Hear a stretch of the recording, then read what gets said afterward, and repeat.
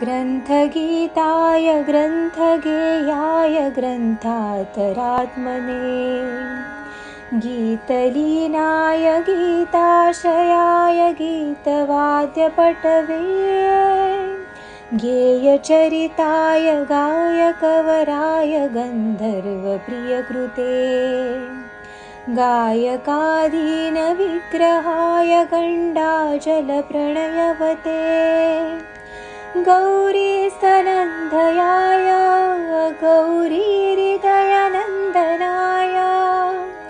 गौरभानुसुताय गौरीगणेश्वराय गौरीप्रणयाय गौरीप्रवणाय गौरभावाय धीमहि गोसहस्राय गोवर्धनाय गोपगोपाय धीमहि गुणातीताय गुणाधीशाय गुणप्रविष्टाय धीमहि